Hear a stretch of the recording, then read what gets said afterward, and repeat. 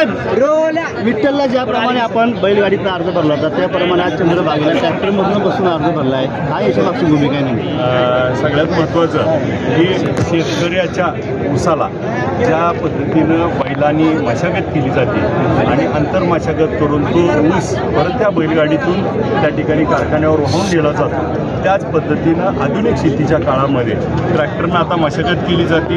ट्रॅक्टरनं त्या ठिकाणी ऊस वाहतूक करून त्या ठिकाणी कारखान्यावर नेला जातो.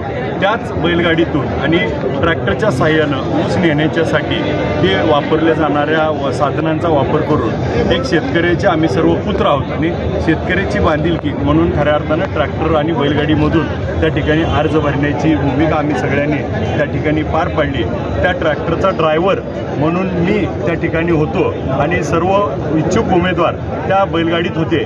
त्याचा अर्थ आपल्याला सगळ्याला समजून येईल की भविष्यात चंद्रभागा साखर कारखान्याच्या निवडणुकीनंतर त्या ट्रॅक्टरची ड्रायव्हिंग ही सर्व उमेदवाराच्या वतीनं आम्ही सगळेजण मिळून करू आणि ज्या पद्धतीनं विठ्ठल कारखान्याला गतवैभव प्राप्त करतोय त्याच पद्धतीनं सहकार शिरोमणी वसंतराव काळे साखर कारखाना चंद्रभागेला देखील गतवैभव प्राप्त करून देऊ. विठ्ठल कारखान्यात 600 वर्षांमध्ये सगळ्यात महत्त्वाचं ह्या कारखान्याचं काल मी आपल्या सगळ्यांच्या माध्यमातून ऐकलं की 70-80% FRP दिली असा सांगण्यात आलं, परंतु ज्यावेळेस प्रत्यक्षात RJDचा रिपोर्ट पाहिला तर त्या ठिकाणी 50 ते 52% FRP अदा केलेली आहे.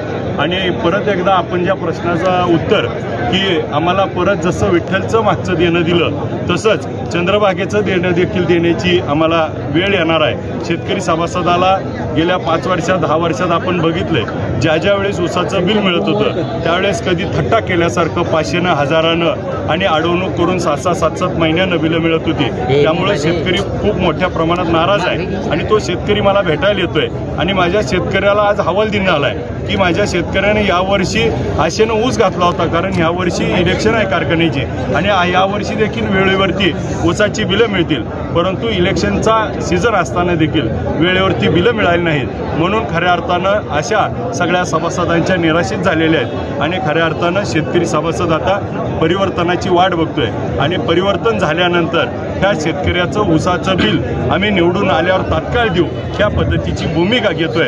आम्हाला निवडून दिल्यानंतर मी फारसं असं मोगम बोलत नसतो, परंतु आपल्याला मी आपल्या सर्वांच्या माध्यमातून निवडून दिल्यानंतर शेतकरी सभासदांनी 2 ते 2.5 महिन्यात म्हणजे 60 ते 70 दिवसाच्या कालावधीच्या आत आम्ही त्या ठिकाणी सर्व ऊसाचं बिल देण्याची भूमिका या ठिकाणी बजावतो. कारण निवडून आल्यानंतर चेअरमन निवड ह्याच्यामध्ये 15 दिवस जातात आणि 15 दिवस बँका ज्याच्याशी संपर्क करायचा आहे त्याच्यासाठी जो लागणारा पिरियड आहे तो लागेल आणि त्या माध्यमातून विठ्ठल कारखान्याला ज्या पद्धतीनं मुळी टाकायच्या आत 1 महिना दिलं होतं तसं आपल्याला बोलल्याच्या आधी आम्ही सर्व ऊसाचं बिल देऊनच त्या ठिकाणी कारखाना चालू करू आणि कारखान्याला विठ्ठलसारखं परत गतवैभव प्राप्त करून देण्याची भूमिका पाहिजे. या संपूर्ण निवडणुकीमध्ये ही निवडणूक दुरंगी व्हावी यासाठी बरेच जण बोलत आहेत, चर्चा सुरू आहेत. काल आम्ही दामोदरांशी बोललो, दीपक पवारांशी बोललो, त्यांच्या बोलण्यातून एकूण मानसिकता तुमच्यासोबत जुळवून घ्यायची दिसते.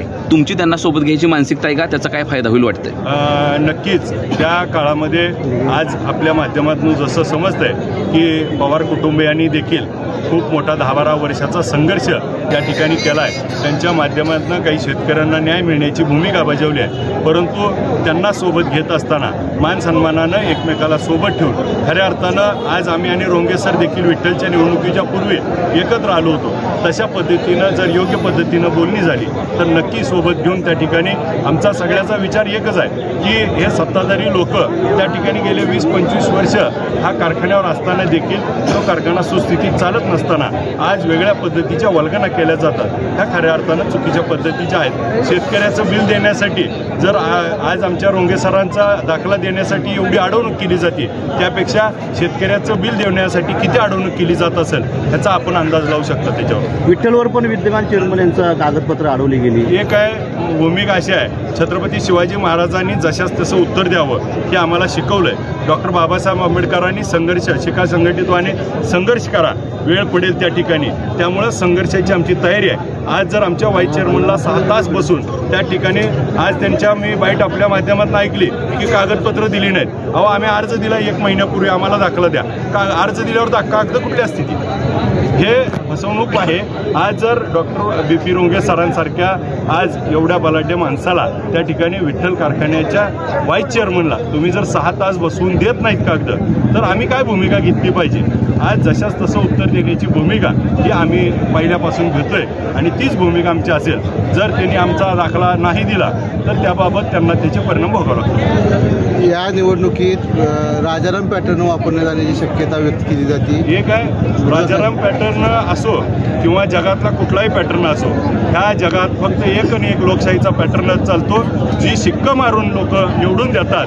ह्या निवडणुकीमध्ये आमचे 20 कोणी उमेदवार असले त्याचं नेतृत्व मी करतोय. त्या शेतकऱ्याचं ऊसाचं बिल द्यायला मी जबाबदार आहे. शेतकऱ्याला विठ्ठल कारखान्याप्रमाणे ऊसाचं बिल देणं आणि पुढच्या 5 वर्षात विठ्ठल कारखाना जसा परत एकदा गतवैभवाला तसाच आपला सहकार शिरोमणी वसंतदादा काळे कारखाना पुन्हा गतवैभवाला आणण्यासाठी त्याची जबाबदारी मी घेत असल्यामुळं त्या ठिकाणी आमचे सर्व उमेदवार सक्षमरित्या उभा आहेत आणि यामध्ये कुठलीही अडचण येणार नाही आणि अडचणीला तोंड देण्यासाठी मी सक्षम आहे आपल्यासोबत. धाकटा भाऊ म्हणून तुम्ही या कारखान्याकडे बघणार आहेत का भविष्यात? एक भूमिका सगळ्यात महत्त्वाची अशी आहे की विठ्ठल कारखान्याचा सभासद आणि त्याचाच धाकटा भाऊ, त्याच्याच घरातला एक भाऊ चंद्रभागा कारखान्याला सभासद असल्यामुळं मग खऱ्या अर्थानं एका भावाला ऊसाचं बिल वेळेवर मिळते, ऊस वेळेवर चाललाय, त्याला 2500 रुपये बोललं गेलं आणि म्हणून मग धाकट्या भावाच्या बाजूनं बोललं गेलं की 2511 आणि मग 2300च्या ठिकाणी 1011 पण मिळले जात नाहीत.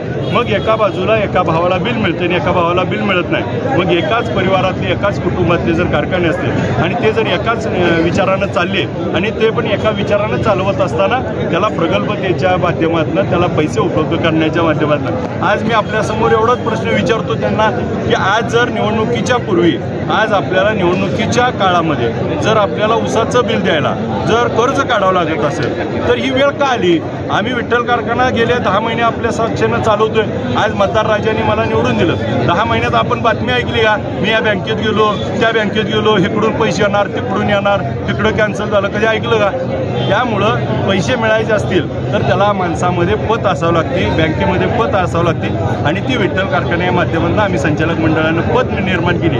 आज सांगोला साखर कारखाना 12 वर्ष बंद असलेला 35 दिवसात सुरू केला होता आणि मग सांगोल्याचा रिझल्ट बघून विठ्ठल कारखाना शेतकऱ्यांनी निवडून दिला. आता विठ्ठल कारखान्याचा रिझल्ट बघून चंद्रभागा कारखाना शेतकरी निवडून देतील. विठ्ठलप्रमाणे चंद्रभागेचा दर दिला जाईल 100%. विठ्ठल कारखान्याप्रमाणे शेतकऱ्याचा दर दिला जाईल. ऊसाला सगळ्या विठ्ठल कारखान्याला जो भाव असेल तोच दिला जाईल. विठ्ठल कारखान्याच्या कर्मचाऱ्यांना त्या ठिकाणी वीज बोर्ड लावलेला आहे, परंतु चंद्रभागेच्या कारखान्याच्या कर्मचाऱ्याला वीज बोर्ड लावलेलं नाही. ते वीज बोर्ड लावलं जाईल. कर्मचाऱ्याचे थकीत पगार असतील, तोडणी वाहतूकदाराचे प्रश्न मार्गी लावायचे असतील, हे सगळे प्रश्न विठ्ठलप्रमाणेच मार्गी लावतील आणि विठ्ठलप्रमाणेच गतवैभव प्राप्त करून त्या ठिकाणी एकत्र करण्याची भूमिका आम्ही 2,91,000